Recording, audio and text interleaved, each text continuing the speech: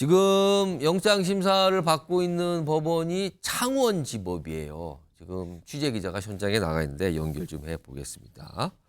자, 백길종 기자, 지금 명태균 씨에 대한 구속영장 심사 지금 어떻게 진행되고 있습니까? 네, 오후 3시 반으로 예정됐던 명 씨의 심사는 2시간 넘게 아직 진행 중입니다. 법원의 모습을 드러낸 명 씨는 공천 개입 의혹에 대한 질문에 입을 굳게 닫았습니다. 김건희 여사한테 돈 봉투 받으셨다는데 구체적으로 언제 얼마나 어떻게 받으신 건지.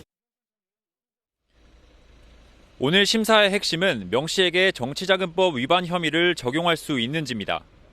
검찰은 명 씨가 대통령 부부와 친분을 과시해 김영선 전 국민의힘 의원 공천에 도움을 줬다며 7천만여 원을 받은 만큼 혐의 입증이 충분히 됐다는 입장입니다. 반면 명 씨 측은 법원에 제출한 의견서에서 정치자금은 정치활동을 하는 자의 정치활동에 소요되는 비용이란 법리를 언급했는데요. 명 씨가 공천에 개입할 수 있는 정치인이 아니라는 점을 주장한 걸로 알려졌습니다. 자, 검찰 입장에서는 오늘 명태균 씨가 구속이 된다면 뭐 수사에 탄력을 받게 될 텐데 향후에 명 씨에 대한 수사는 어떤 점에 주력하게 될 것 같습니까?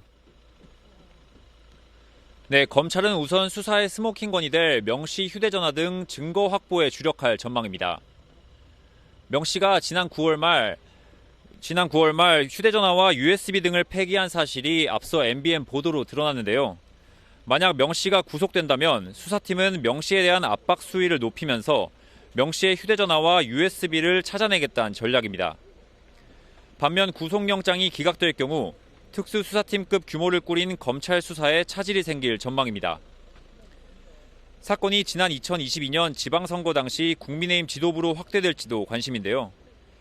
당시 당대표였던 이준석 개혁신당 의원, 공관위원장이었던 윤상현 국민의힘 의원 등에 대한 참고인 조사로도 이어질 거란 전망입니다. 명 씨의 구속영장 심사 결과는 오늘 밤 늦게서야 나올 것으로 보입니다. 지금까지 창원지법에서 MBN 뉴스 백길종입니다.